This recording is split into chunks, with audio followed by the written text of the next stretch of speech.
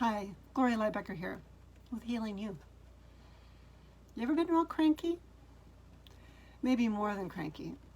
Maybe something happened in your day or in relationship with others that you flipped your lid. You got really angry.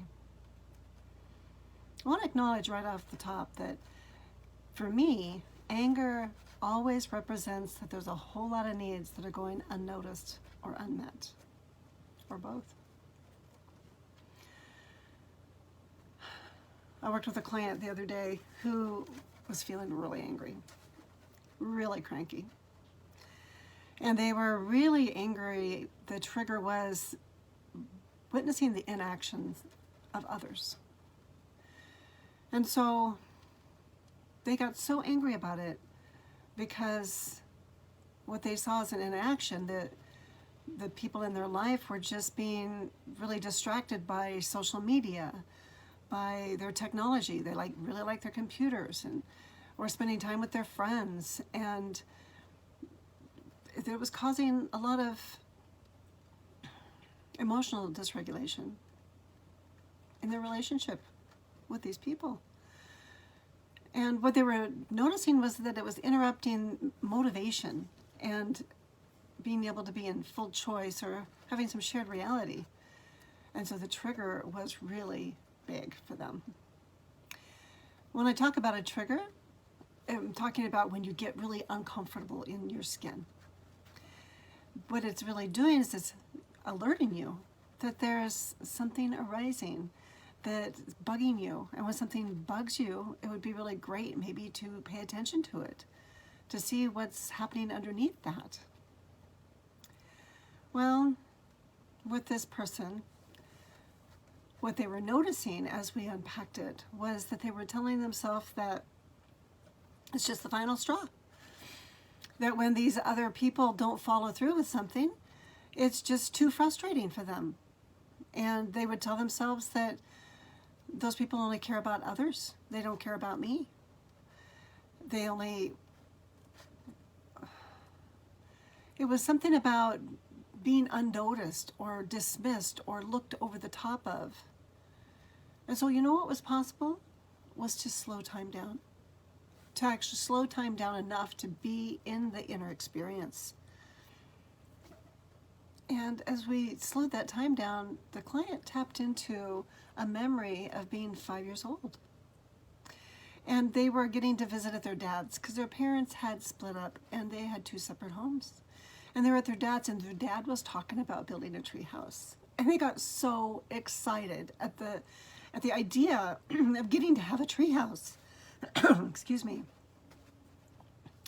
And then as time went on, the tree house didn't happen. There was no follow through with it. And so this child self was just sitting with the tension and actually some nausea too that came up in their body because there was so much shame. And as 5-year-olds do, they begin to take the responsibility on themselves. Because when we're little, we have so much love for others in our life, even when they don't follow through. But this child was thinking, well, what's wrong with us? We must be really bad. And maybe I'm a weirdo.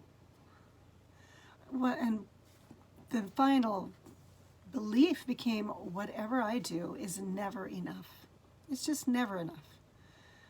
And as we stayed in the body, there was a noticing of alarm and feeling really alone.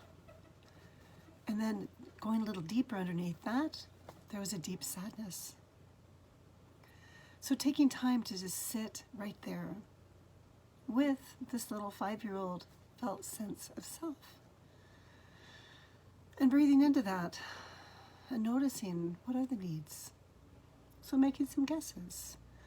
Is this little one really like it when there's reliability? When someone says something, they actually do it, they follow through, and they stay in relationship with you too. So there's consistency and curiosity and warmth in relationship. Are you just really hungry for that? And this little one was, yes, absolutely. So taking time to be in our inner experience is really radical and important work. And it's not easy. It can be really super uncomfortable in our bodies. And yet when we're willing to do that, to actually slow down, practice noticing our emotions, noticing our implicit sea, our inner sea of experience, and slowing down and checking in with our hearts, allowing there to be some accompaniment that's warm and not in a hurry, but willing to be right there where we are. When we can begin to practice that consistently, it starts to change the neural pathways that we have to be able to stay in relationship with ourselves, and then we can stay in relationship with others. If you'd like some personal support, or if you'd like to join a small group, reach out to me at healingyoursanctuary.com. Thanks for being on this journey with me today. Healing you.